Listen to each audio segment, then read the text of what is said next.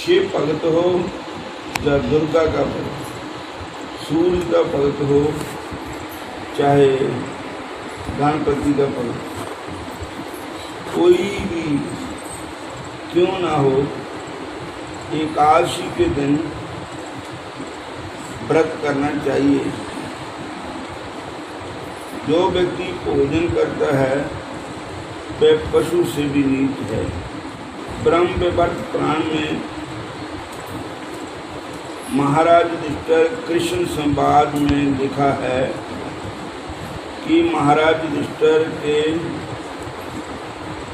आषाढ़ मास की कृष्ण पक्षिया जोगनी काशी का महात्म्य पूछने पर भगवान श्री कृष्ण ने कहा,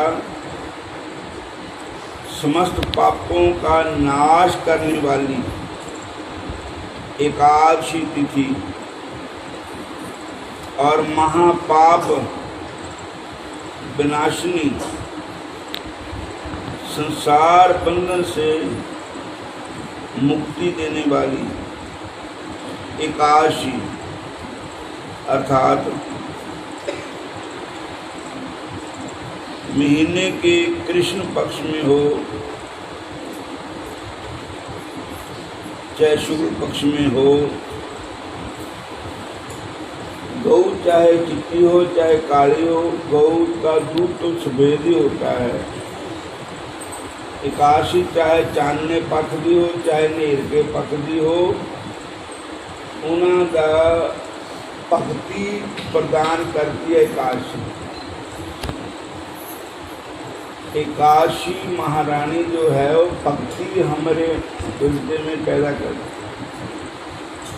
भक्ति की जननी है एकादशी। संसार बंधन से मुक्ति देने वाली है।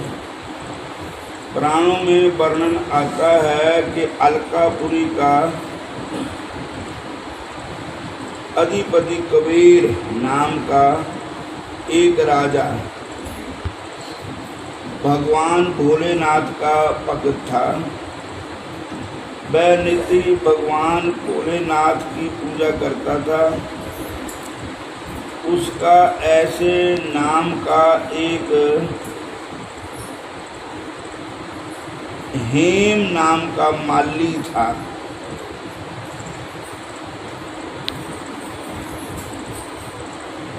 उसकी पत्नी बड़ी सुशीला थी।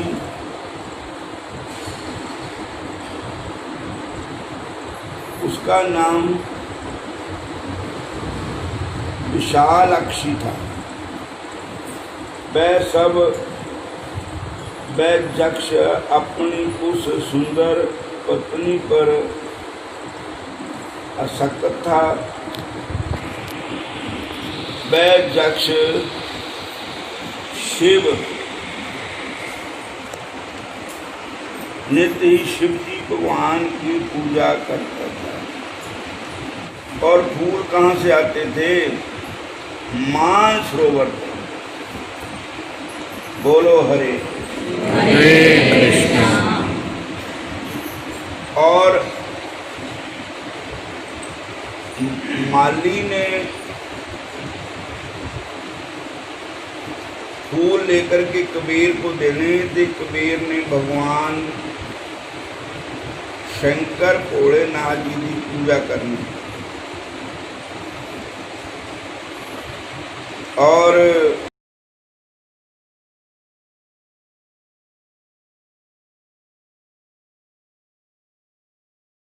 एक बार की बात है कि उसको कबीर ने बुलाया, बुला करके कहा, भाई साहब सुनो,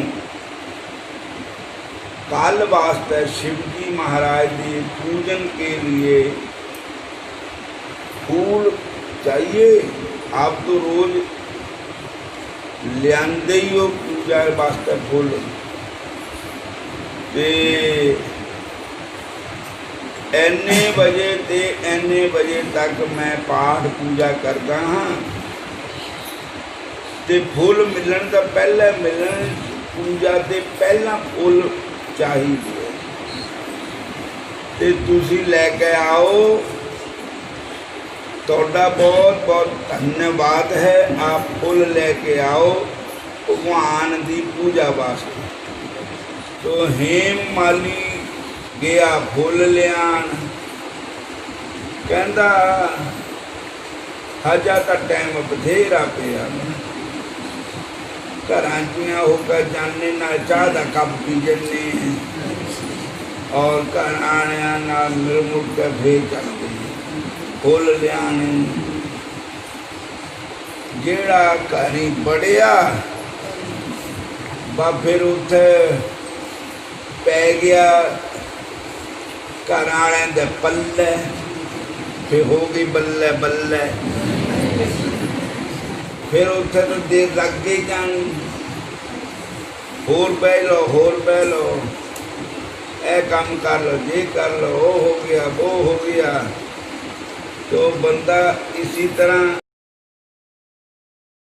भगवान दे भजन का वेला हुंदा ते इन्नी अपने तवज्जो नहीं दिंदा मन च भी भजन भी करना चाहिए, उठना चाहिए, सिमन करना चाहिए। गुरु ग्रंथ साहब महाराज जी ने लिखा, बुरे काम को उठ खलोया, नाम की बेला पै पै सोया।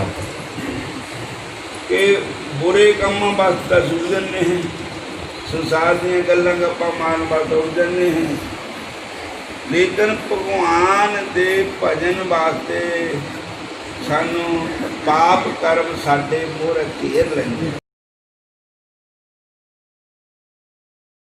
तो फिर ओ जी बड़िया करी, उधर पूजा का टाइम हो गया ही।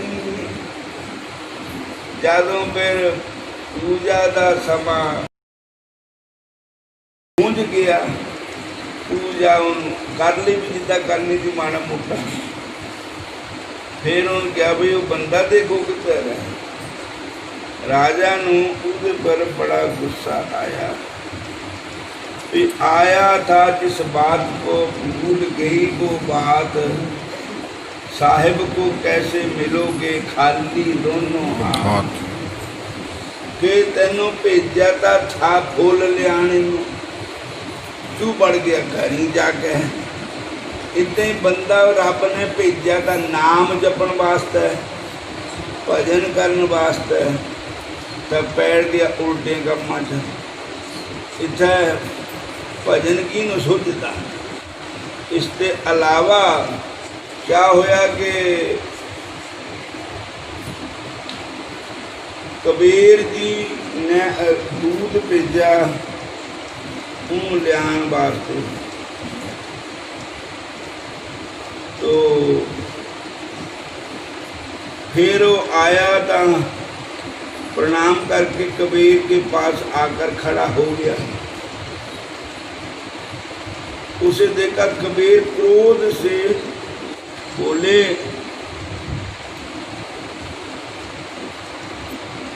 अरे पापी दुष्ट,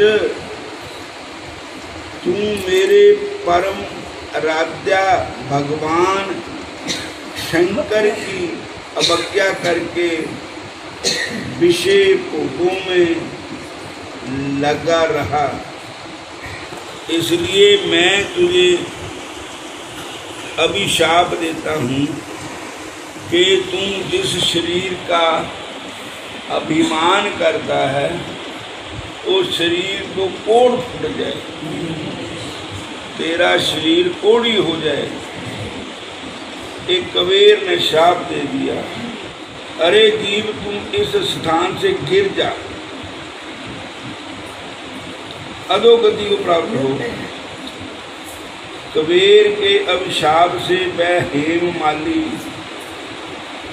उस स्थान से भ्रष्ट होकर पृथ्वी पर गिर गया और सफेद कुष्ठ रोग से पीड़ित होकर बड़ा दुख पाने लगा और अत्यंत दुखी होकर समाज को छोड़कर जंगल में चला गया। वहाँ भूख प्यास से छटपटाते हुए न दिन को चैन न रात को चैन, सभी सर्दी गर्मी से कष्ट भोगने वाला लगा, परंतु शिव जी की भक्ति करने के कारण उसकी स्मृति बनी रही। अपने पापों का फल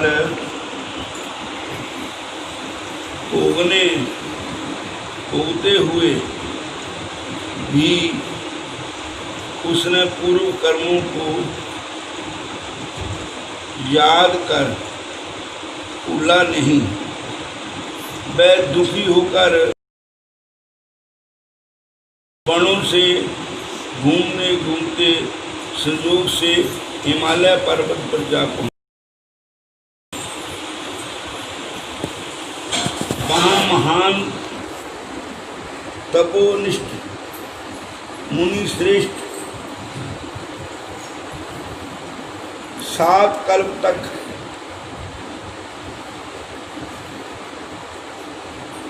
उम्र वाले मार्कंडेय ऋषि का दर्शन हुआ।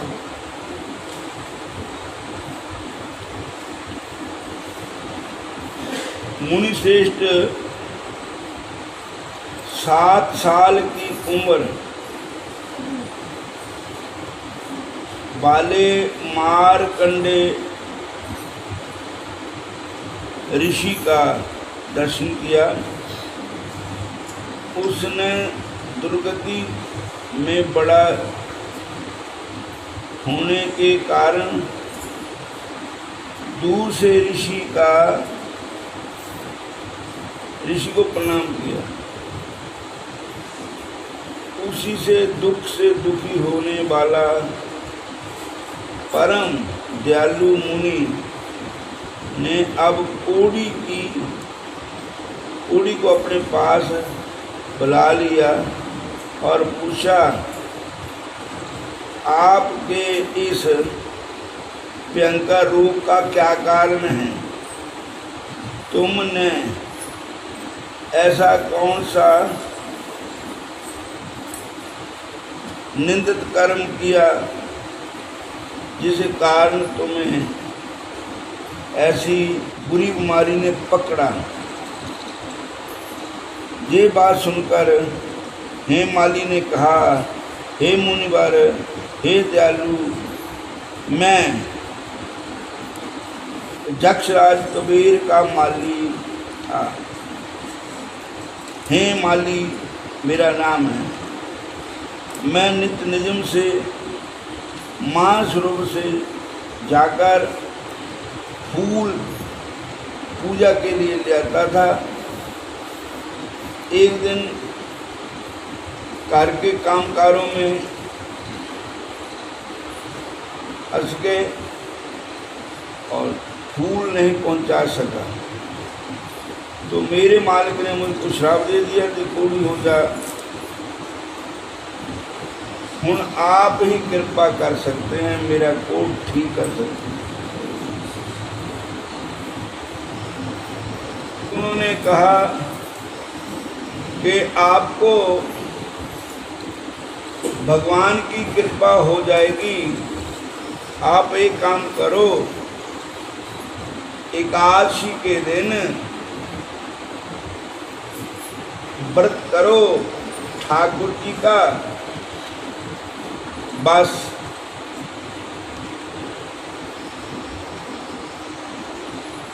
दारिद्र दुख भर दाहिनी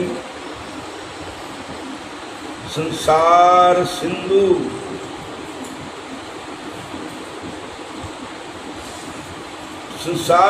से पार करने वाली एकादशी, कृष्ण भक्ति को देने वाली एकादशी का व्रत करें तो ठीक हो जाएंगे। गुरु ग्रंथ साहब महाराज जी बाणी में भी मारकंडे का नाम आया है। भगत नामदेव जी के शब्दों में गहरी करके नीम खदाई ऊपर मंडप छाए, मारकंडे ते को अधिकाई जिन तृण कर मूंड बुलाए। मारकंडे ऋषि अमर है, हुण भी है गए मारकंडे ऋषि जी हुण भी है ये अमर है। हनुमान जी भी हुण भी है ये अमर है। तो फिर उन्होंने आज की जोगनी काशी का व्रत किया, व्रत करने से उसका रोग दूर हो गया। तो इस कथा से सानू शिक्षा ये मिलती है, सानू एकादशी का व्रत करना चाहिए और आदि व्याधि उपाधि दुख दरिद्र भगवान की एकादशी का व्रत करने से दूर हो जाते हैं।